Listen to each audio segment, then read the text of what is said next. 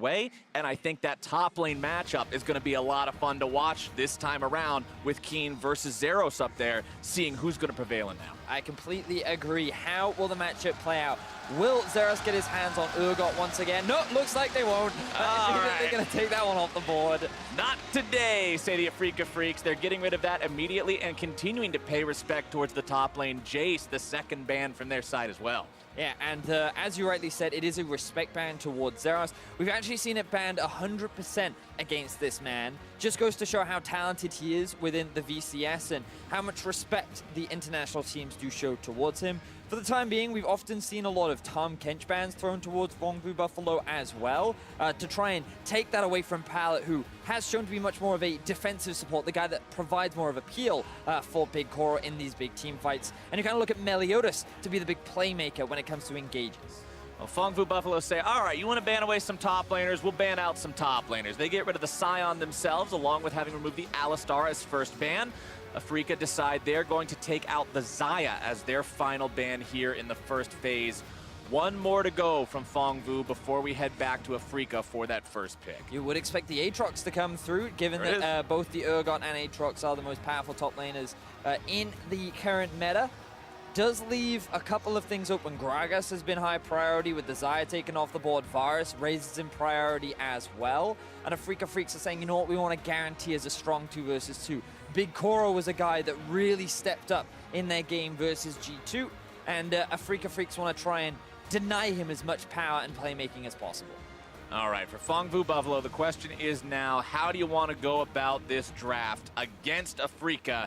They're going to go with the Camille locked in there for themselves. This is a flex pick. Remember, you can take Camille a couple different places, so not guaranteed to be piloted by Zeros this time around, but we will see. Yeah, they're probably going to want to save it. That flexibility power is extremely valuable, especially given that they can also give Null the counter pick in the middle lane, given that they are on red side. And we talked a little bit about the Gragas, and we talked about how it can be very instrumental in setting up plays as one of the more preferred junglers in the current meta. And even though they hovered it, they actually decided to move away from it, which does surprise me because when you look at Mowgli as a player, he didn't play that many games during the regular season for Afreeca Freecs, but his primary champions were things like the Zac and the Gragas, two big playmakers and really engaged tank or frontliners that really set up his team to start these late game fights.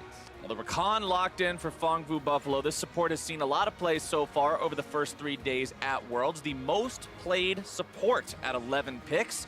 Alistar is that number 2 at 7, so still a little ways behind him. Afreeca going to lock themselves in that Tom Kench. Needs some saving power there for the Varus that lacks that innate mobility and ability to escape when the threats find their way onto him. And Afreeca thinking about the Irelia. This pick has seen a lot of success so far. I believe still sporting a 100% win rate over the first 3 days. We'll see if Afreeca can keep that number strong and find their first win with it here today. Yeah, that's certainly the case, and it will be in the hands 90%. of Kuro. Damn. 90%. So close, Flowers. 9 out of 10. We've seen that Aurelia come out on top, but still, that kind of implies it's a strong champion in the current meta, Flowers. You would think. You would think that a number like a 90% win rate would insinuate there's some strength there, but Phong Vu Buffalo is going to respond, pick themselves up the Galio. And look at the comp that Phong Vu currently have for themselves. Camille, Galio, Rakan. That is a lot of damage, a lot of lockdown, and a lot of team fighting prowess. They just need a little bit more damage, arguably. I mean, you do have decent damage with the Camille, of course, but what AD carry will they look to bring out? Will they go for more of the hyper carry? Will they look for something with a little bit more of a mid-game spike? So many options still available for them. Ezreal was a big pick that they often preferred during the regular season. There's also a lot of Mordekaiser games in the back pocket of Big Koro. We shall have to wait and see as we move into the second phase. Also, with that Galio picked up by Phong Vu, I mean, there was an interview that Ovely did with, I believe it was Jensen, in the past couple of days where he talked about, yeah, picking Galio, you really want a champ that functions as a Galio delivery system for the team fights, and Rakan and Camille just excellent at making sure that Galio has someone to make that heroic entrance with. As Talia and Kai'Sa are banned away. Kai'Sa, we've seen so much of this champion, and Talia hasn't exactly been absent from the game so far at Worlds either, but neither one of them gets to make an appearance here as the Vel'Koz ban comes out from Phong Vu Buffalo, respecting that potential pick from from Afreeca. Exactly that. They believe that Talia and the Vel'Koz could still be played in the mid lane by Kuro. The Aurelia, we already saw it get moved up to the top lane for Smeb yesterday in his game with KT. And so just playing the field, being careful, because remember, this Camille could still go in the top lane. We don't really know what the jungle pick is for Phong Vu Buffalo, and with the Galio pick, they can now lock in their AD carry and keep that flexibility option available to them. And I like seeing that kind of creativity in drafts. Always keep your opponents guessing all the way through as much as you can. Ezreal locked in for Phong Vu. We talked a little bit about it earlier on. This is a big comfort pick for Big Koro, something that he played a lot of during the regular season of the VCS. And it's just something that when you're going up against Varus Tahm Kench, it is a very strong duo lane. So they're just going to go for something safe, but has a very strong mid-game spike. Things like the Trinity Force, things like the Maramune. Once those things are completed, then you can actually look to fight with the Camille, with the Galio. And while they're all diving into the front line, Ezreal can self-peel for himself and just be that reliable damage dealer in the back line. Ezreal's one of those champions that you always wonder a little bit about coming from the NALCS. This champion was on a horrific loss streak in North America earlier on this split. I believe it was like 13 games in a row or something absolutely absurd. It seemed to be a pick that you would choose to lose lane less. Of course, if you can play the champion in a successful way, you can definitely hit those mid-game points of extreme safety and allow your team, especially your support, to roam around and open up those opportunities elsewhere. We'll see if that's the strategy that finds the victory for Phong Vu here, as Afreeca are going to pick up the Olaf and the Swain for themselves. So Afreeca also going for the flexibility option. Aurelia and Swain can both be put in mid or top, and it's all going to depend on what Phong Vu decide to lock in as their final champion of choice. Turns out that Zeros will be on the carry. We should see a carry in Keen's hands as well. And that top lane matchup that we were so excited for, Flowers, is going to be a big part of how this game plays out. I would not have it any other way. This is like the two sides of the coin when it comes to a hyped up top lane matchup. You can go into it thinking, oh man, we're gonna get carry versus carry. We're gonna see some top lane, some split pushing, some 1v1s, and you have Sion versus Ornn. It's like, boy, I hope you like wet noodle fights, because we're gonna have a lot of them, but not today. Not today. Camille versus Irelia should be an exciting matchup between these two. Kindred and Olaf in the jungle are going to be running around there. We'll see how these two decide to get involved. We know both of them can make some very big plays, helping those lanes out, getting people going. And I'm specifically going to be looking at how well that Kindred is able to maintain the marks as the game goes on. Yeah, and we talked about a little bit more damage potentially, or maybe an extra tank, but PVB just going straight towards the damage option, the Rakan and the Galio acting as that primary front line. And, you know, we talked about, like, synergies and combos and how the compositions kind of work together. Camille engage followed up with the Rakan engage. You have a Galio ulti on top of that. Ezreal ulti kind of synergized with that as well. But if things go sour, Kindred ulti to save those targets should you need that reset, should you not get the initial engage that you want, or maybe you find a pick, you just throw it down and then you're able to turn things back in your favor. But it will rely on them getting kind of an early lead. They need that pressure in lanes, and with the wave clear that Galio has combined with the early laning prowess that a Camille should have against an Aurelia, I'm hoping to see Meliodas try and get into the face of Mowgli, try and apply that pressure and put something on towards the sub-jungler here for Afreeca Freecs, who's now having his debut at Worlds. And it is a moment of truth for this team here as well. If you drop this game, that means finishing the first round robin in the group stage winless for the second seed from Korea, which would defy the expectations of almost everyone out there who did their pick'em sober, which is a very shocking thing to see from a team that you would expect a greater performance from. They want to find the win here, go 1-2 at the end of that first round robin. It sets you up to be in an okay spot heading into the second round robin. Whereas for Phong Vu Buffalo, man, a win here, you're 2-1. You're feeling good about that. And you certainly are. And remember, all the fans from the VCS were saying that this team is expected to be better than the Gigabyte Marines. They don't go for those crazy picks or those crazy strategies. There's no lane swaps. There's no level 6 Nocturne into the bot lane. It's just standard. We have good players. We can play the map. We can play with an advantage if we're able to get it in. They demonstrated that versus G2. G2, yes, they made a couple of mistakes, but it was PVB who who punished those mistakes and then turned it into bigger and bigger and bigger advantages. And those advantages in the game against G2 began at minute 9. This wasn't something that took an entire game to build up and then even longer to finish out. The game itself only lasted 34 minutes. And for 25 of those, it was just the Phong Vu Buffalo show. Yeah, and a lot of it came off the back of Big Cora as well, who's ready to have a solid performance, but will he be able to do the same here today with PVB? For Afreeca Freecs, when you kind of look at their year, you know, you talked about them being currently 0-2 on the score line. The fact that this has been their most successful year overall, going back to the AD carry that we were just talking about, Big Cora, yes, he was a big reason why they were able to perform so well yesterday. Look at his KDA, look at his kill participation. This guy had some insane numbers. Those numbers are incredible. You can see there, 1 death, 10 kills, part of almost 90% of the kills overall that his team found, as well as putting out over 700 damage per minute. Big Cora got player of the game in that match against G2 for the exact reasons I just got done explaining, and he'll be looking to put on a similar performance here today. But like you were talking about the Afreeca Freecs, this is a team that was almost perpetually stuck in 5th in the LCK, never seemed to break through that. And then this season, they seem to have turned it on, found what it was that they were lacking earlier, as now Kuro's gonna find himself taking some early damage from Melodious here at level 2. Nothing too crazy with that gank, just putting a little bit of damage down onto Kuro, making him recognize and respect that Kindred's gonna be hanging around and not be quite as well off in that lane as he otherwise was. Yeah, and it was Keen that was that change, Flowers. He was the guy that came in at the beginning of this year, and he helped the team secure 2nd in spring and 3rd in summer. That's how they were able to qualify, and we haven't really seen much of this top laner yet for the Afreeca Freecs. He's a guy that was put on the Akali in their last game against the Flash Wolves. The team didn't really play around him. He wasn't finding many advantages, and you can just see he has been struggling so far at Worlds. Definitely not what the Afreeca Freecs were hoping to see out of this guy who was so hyped up coming into Worlds 2018 as one of those players to be on the lookout no matter who you are, no matter who you're cheering for. This was a guy that people were expecting to make some big waves. Hasn't exactly had that start, but we're still only in that first round robin, like I said. Still plenty of time left to play, still plenty of time to make that mark on Summoner's Rift, as you can see.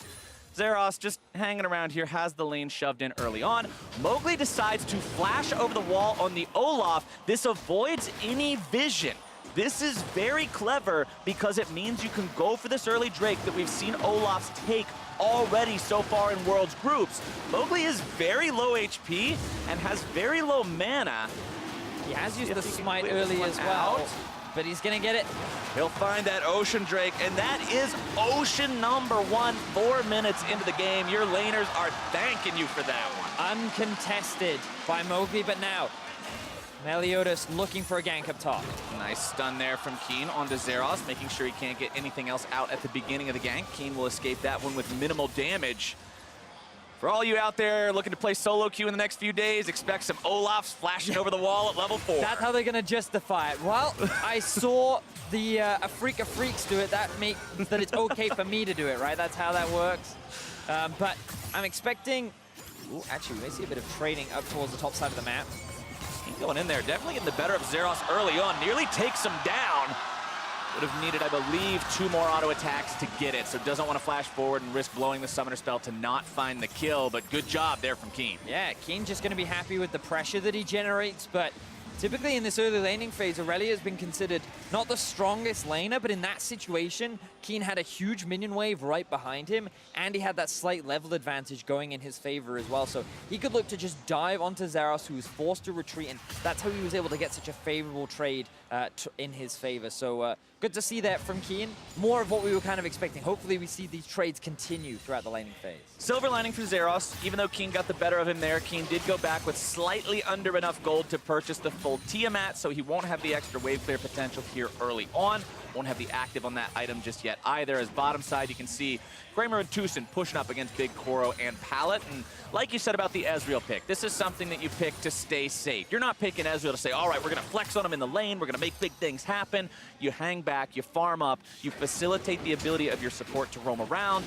And we're going to see a ward there in the Afreeca Freecs jungle from the side of PVB, keeping an eye on Mowgli as he moves his way around. Yeah, and we talked a lot about how PVB's kind of play style and win condition with this composition is they have really solid team fighting, especially around the mid game.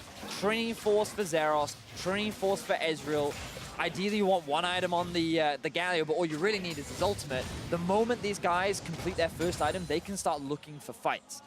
Whereas for Afreeca Freecs, they have a little bit more scaling in their back pocket. You're kind of waiting for, obviously, the Trinity Force from the Irelia as well, but once she gets that extra bit of wave clear with the Tiamat, that's extremely valuable. You also want the 2 items on the Swain, things like the Zhonya's, things like the Rod of Ages. And for Varus, the Blade of the Ruin King is kind of what you expect to be his first item, which is a solid spike, but not the strongest mid-game spike. So they do have early pressure with the Olaf, but they're waiting a little bit longer than that. They don't want to be baited into these mid-game fights, and that's going to be the big point for Afreeca. How well can they manage PVB and their willingness to try and force these mid-game fights around the 20-minute mark?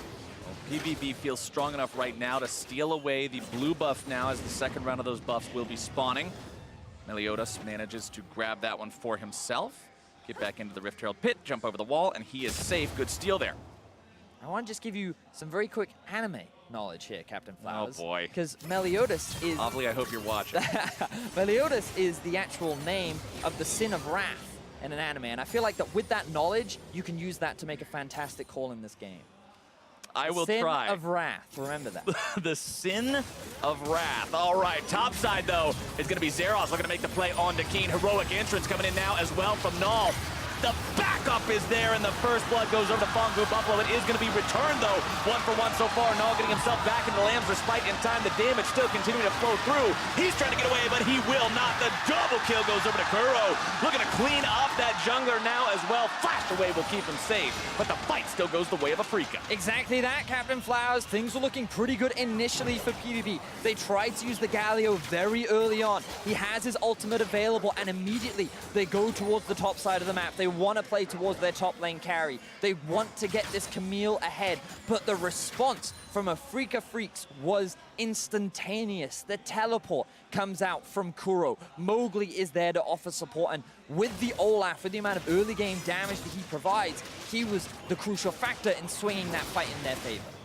Well done there by Afreeca responding to that one. Sure, you lose your top laner, but he still got assist credit for both of the kills, so he's not falling too far behind. They're still going to be pulling out to a very slight gold lead here as Kuro finds a decent little bit of damage there onto Zeros, who just wants to hang around, get this wave pushed out, get this lane pushed up, get himself back to base. Let's take another look at the fight here, top side. So Zeros actually flashes in to land his ultimate, land the stun into the ultimate, and then the Galio ulti comes in instantly, but you'll also note how quickly the teleport comes through for the Swain. Keen does his best to buy so much time, flashing away from the taunt and just using the mobility of his Q to dash in and out of range of Zeros. And that allowed Kuro and Mowgli to both arrive and swing this fight in their favor, because Olaf just has so much more damage than the Kindred does this early on into the game. Olaf is such an early game monster, not just in the ability to take the Drakes, but just getting into any of those fights. You know the champion can bring the pain. His bottom side, not going to do anything with the Kindred there. We actually saw Zeros come towards the bot side as well, and given that he just lost his life and doesn't have teleport, this is going to give a whole wave of gold and experience over to Keen, and nothing is going to be gained off the back of it. Real questionable decision-making there from the side of PVB. I wonder if they were just trying to force something on the bot side, maybe answer to some kind of early play. I'm not entirely sure, but definitely a big favorable advantage gained for Keen. Zeros now enjoying the fun game of being behind a level compared to your top lane opponent and just having to observe his farming as you wait for the creeps to be close enough. Stun comes down. Keen finds that one, but doesn't want to go any further on it just yet.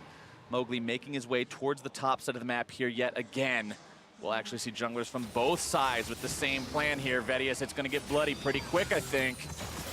Keen wanted to start this one off. Stun's going to be found. Keen in some trouble, absorbing all the damage here first. Disarm goes through. Melodius has able to find himself the kill onto Keen now as he tries to get himself away, but the follow-up is there, and the double kill comes in from Mowgli. And again, it's Mowgli who's the key factor in turning these fights in favor of Afreeca.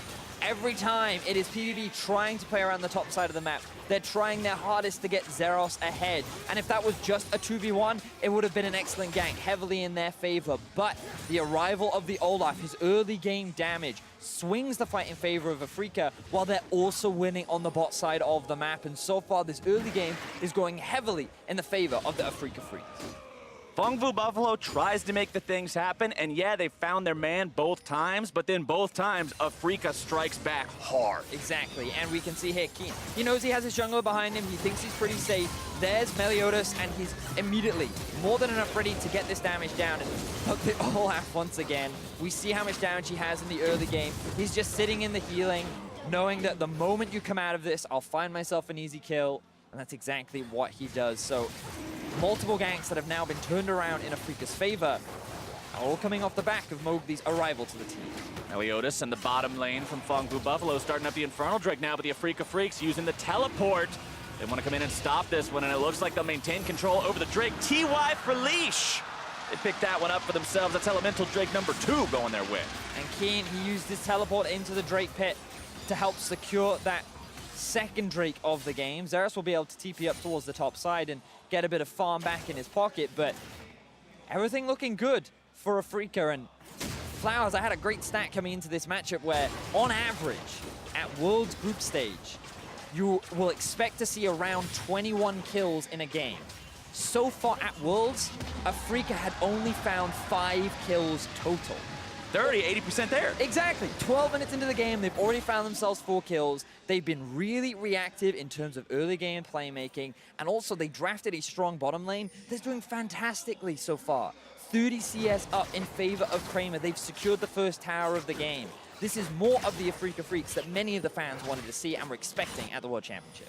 This is what I have been accustomed to expect from the Ezreal from our NA games. He loses so much early, and then the Varus is able to run around crazy in the mid game. We'll see if Kramer is able to pop off later, but right now, Afreeca is hanging around this top side of the map. Rift Herald is that neutral objective that's alive and ready to go, and Afreeca already has 3 men on it, looking to take that one down and use it to push yet another turret. We'll see if they'll get this without any sort of a contest. Doesn't look like Phong Vu can get anywhere close to it. No, not today. And they'll give the eye over to Mowgli and head up top, maybe to use it immediately. So this is what you do once you have secured the first tower. You already know that your bot lane is very strong. The first item has already been completed. You're sitting on a pretty healthy gold advantage. You just want to keep up the pressure for as long as you can. So while they may lose the bot tower, it's still in favor of Afreeca because this trade is still a tower up in their back pocket along with the Rift Herald as you identified. And if they take that mid tower down, it becomes a lot harder for PVB to use the Galio ulti to move to side lanes, try and force fights. And you can see their early investment went entirely into the top side. And if they had been able to pull it off, they could have traded top tower for bot tower, maybe even converted it into a Rift Herald, but they found no advantages in the top side of the map. They also lost bot, and so Afreeca have full control of the map right now. Afreeca decided to use the Tom Kench ultimate to get their bottom lane out of trouble as they summon up the Rift Herald here in mid as well. TP going to be used from Big Core to make sure he's there in time. PVB trying to stop this one before it does too much damage. Will take that mid lane tier 1 turret very low, but with Rakan going around behind to hit the eye, Shelly will not accomplish her mission today. Afreeca doing a fantastic job in this early game so far. They know where they have the gold and they know where to use it. And I like the fact that they're saying, hey, Phong Vu Buffalo, they're probably going to look towards the top side. This is a guy they like to play through. Xerath, he's a man who does some heavy lifting. We got a guy who knows how to do some heavy lifting of his own. Very true. Let's make sure they can't run away with that.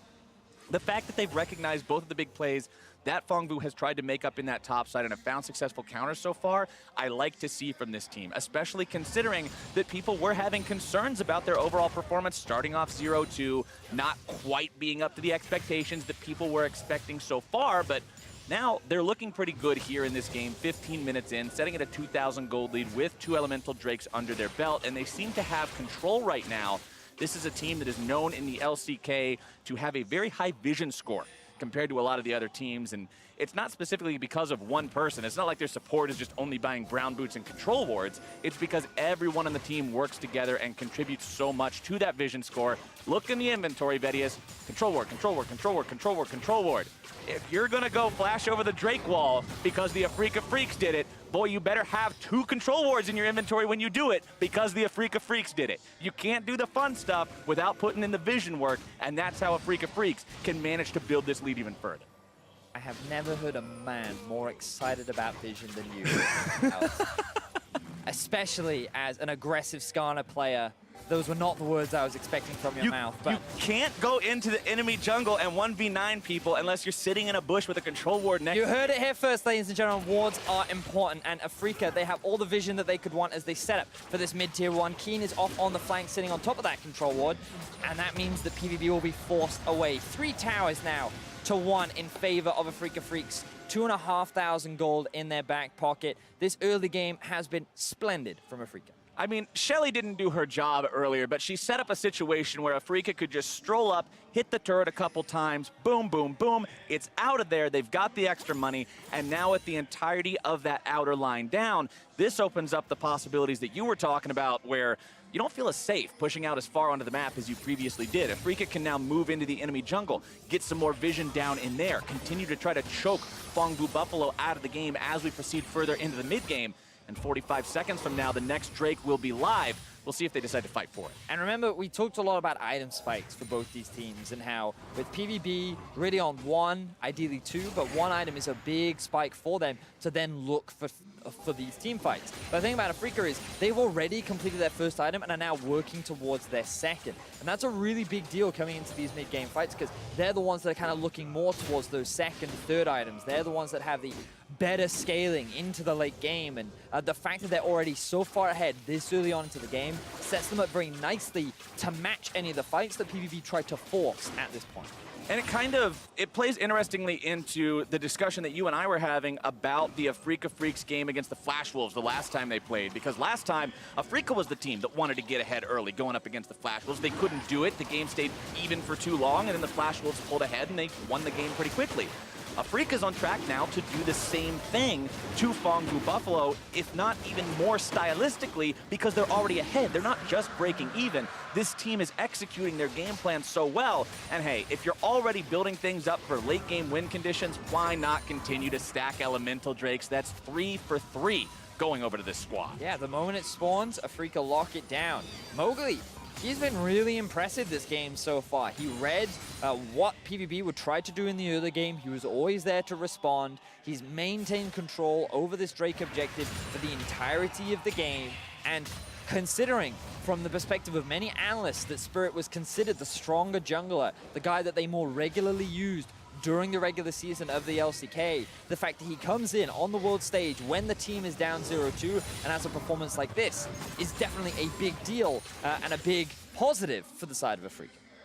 It also shows that, hey, you can manage to switch things up like that and you're not losing something overall because Spirit is just so much of a level above Mowgli. You can make that change, shift that gear, and still be a team that's quite a threat to have to deal with. 2-0-2 on Mowgli with this Olaf, 100% kill participation. Of course, all 6 of the kills between the two teams this game have been in those top lane skirmishes that we saw break out earlier, all started by Phong Vu Buffalo, but it looks like everything's been pretty calm since then. Nobody really wanting to make anything else happen. Like you said, Afreeca was all too happy to avoid the mid-game fights, scale up a little bit more, and Phong Vu Buffalo, when you're behind 3,000 gold, you're not particularly looking for a fight either, so it's just going to continue like this for a while, it seems. Afreeca do have pressure pretty much all across the map, and right now they're just playing the patient game. They know that they have pretty much winning lanes all across the board at this point. They know that PVB are a little more afraid to try and force a play because they just don't have the vision on the map. They can't see where Afreeca are and whether or not they could go for a safe play. And Afreeca are just slowly working towards those second items, which a lot have actually now come through. Rageblade is done for Kramer. Kuro has his Zhonya's fully completed, primed and ready to go.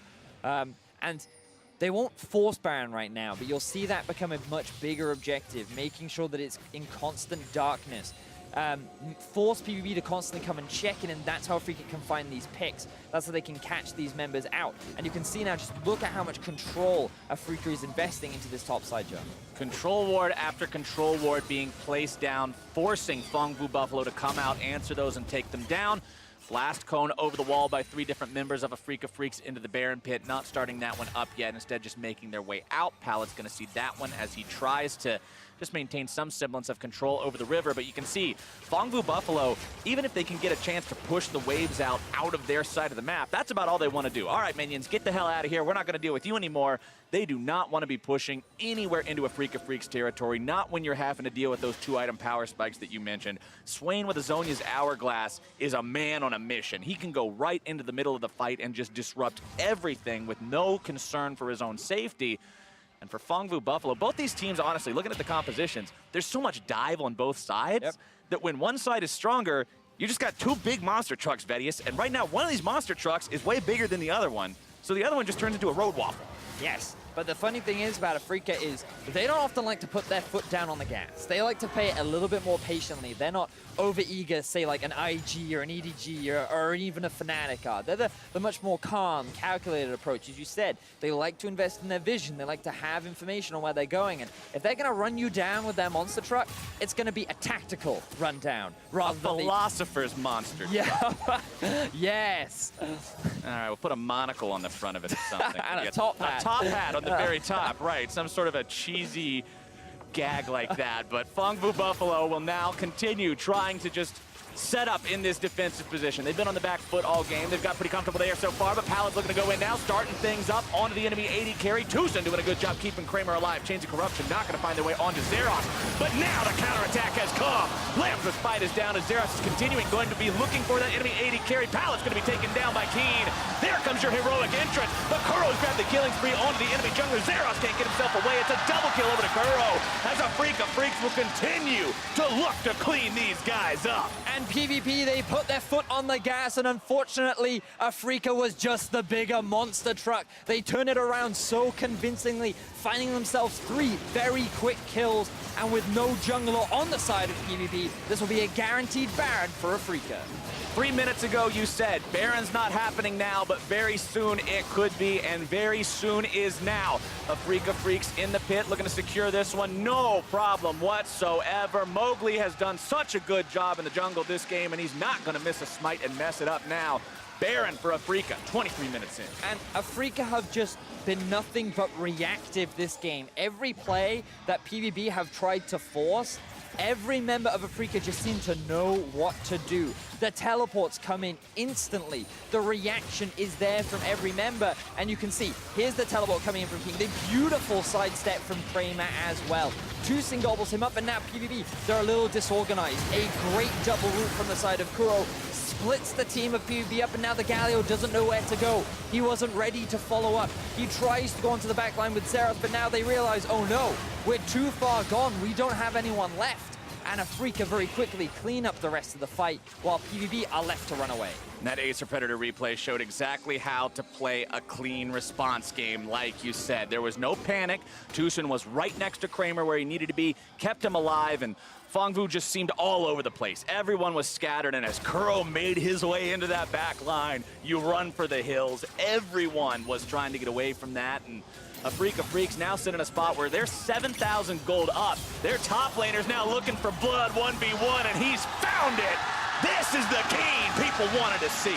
Finally, Keen finds himself a solo kill. Yes, a lot of pressure was put onto him into the early game, but they utilized that to turn it into Afreeca's favor. He's now primed and ready to fight. He finds the solo kill onto Zeros, and Afreeca have full control on all 3 lanes. The 1-3-1 is in full effect. Swain in the top lane, the Aurelia in the bot, the Varus and Tom Kench in the mid. PvP, their base is about to be attacked. Here we go, Afreeca Freecs, no intention of stopping anytime soon. Still 10 seconds left before Zeros comes back alive, as Kuro is going to take down the tier 2 in the top lane. That was the last tier 2 standing. And now the siege collides with the walls of the castle that is the Phong Vu Buffalo base. How long will those walls stand? If Afreeca Freecs have their way, it will not be long. Vedius cannon minions still firing away there in the bottom lane. Topside, Kuro is continuing to crash into that tier 3 turret as well, while mid lane, the same kind of work is going to be done by Kramer and Tucson as mid falls first, top falls second, bot still standing, but ever so barely. Phong Vu Buffalo, it's looking pretty grim for these guys right now. They want it the 5v5. They can't find it though because Afreeca is just dividing the map up. PVB don't know who to engage upon, because the moment they do, they're going to lose something else from the map. But right now, Flowers, they are losing everything. And as you see these health bars from PVB players move to each different lane, the other lane's inhibitors fall. Heroic entrance into the bottom lane, looking to stop Afreeca right here, but it doesn't look like they'll be able to do it. Into the back line goes Pallet, likely going to be shut down here. Kramer grabbing that kill first as Null's going to fall second. It's Zeros in the back, going to be taken down by Kuro, who finds that explosion and a double kill for himself. The crowd roars, and the Afreeca Freecs will push towards the heart of the base. It's only Big Kuro standing, trying to potentially save this. But what can an Ezreal do? Afreeca 12-2. Turrets down, Nexus exposed. They'll find their first win. And it was PVB who tried to force the early game action. It was PVB who tried to force the fights. But at every twist and turn, Afreeca said, no, we will outplay, we will outread, we will outperform. And they were the ones getting themselves the early leads. They were the ones with full control over the map. And this was the Afreeca Freecs that many expected at the World Championship. And they showed up when they needed to. Starting 0-2, yeah, it doesn't feel great, but there's a big difference between 1-2 and 0-3 as a start. This team's now feeling good going forward. Heading into the second round robin, you can easily make a play for that second spot. Even for the first spot, if the Flash will start slipping up. And Afreeca, they've got to be feeling good about how that went. And remember that before this game, they had a total of 5 kills. They found themselves 12 in this game, Flowers. So Afreeca definitely looking more ready to fight going into the second half.